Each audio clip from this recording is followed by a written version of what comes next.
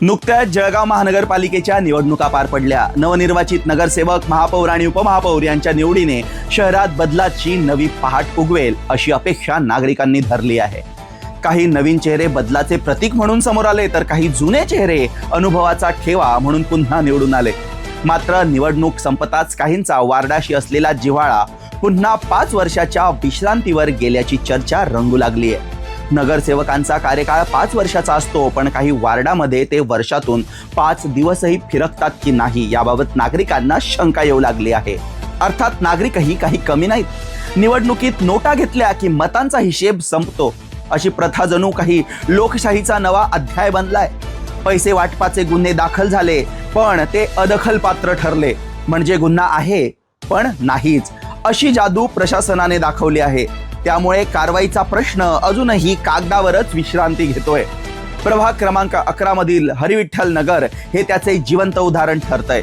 येथे काही वर्षापूर्वी उभारलेले भले मोठे प्रवेशद्वार आजही उभे आहे। परवानगी आहे की नाही हे मात्र कोणालाच ठाऊक नाही। कदाचित ते विकासाचं प्रतीक नसून नाव अमर ठेवण्याचा प्रयोग असावा, असा उपरोधिक सवाल स्थानिकांकडून विचारला जातोय। या भव्य प्रवेशद्वाराखालील रस्ता मात्र नागरिकांना दररोज वास्तवाची जाणीव करून देतो। टोकदार दगड, अर्धवट कॉन्क्रिटीकरण आणि मध्येच गायब झालेला रस्ता, हे सर्व पाहून प्रश्न पडतो की हा रस्ता नागरिकांसाठी आहे की वाहनांच्या सस्पेन्शनची परीक्षा घेण्यासाठी।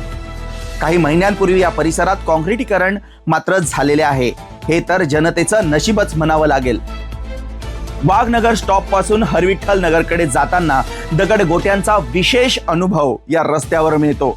रस्त्याचं काम केलं, पण 2 रस्त्याच्या मधला भाग सोडून दिला आहे।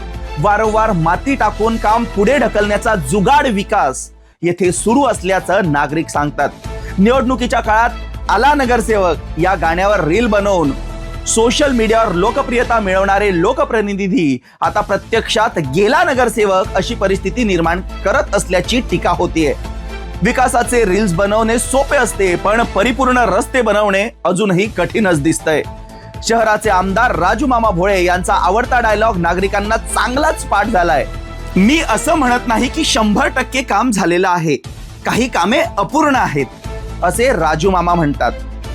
म्हणजे गल्ली पासून तर दिल्ली पर्यंत जर आपल्या आशीर्वादाने सरकार असलं तर मला वाटतं विकास कामाला गती मिळते, विकासाची गंगा आपल्या घरापर्यंत येते।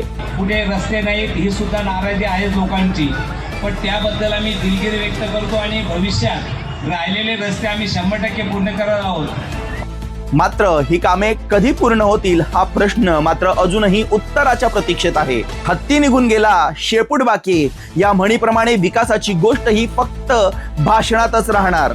सध्या तरी हरविठ्ठल नगरमध्ये प्रवेश करताना भव्य कमान स्वागत करते, पण खालील रस्ता मात्र नागरिकांची परीक्षा घेतोय आणि लोकप्रतिनिधींच्या आश्वासनाची सुद्धा।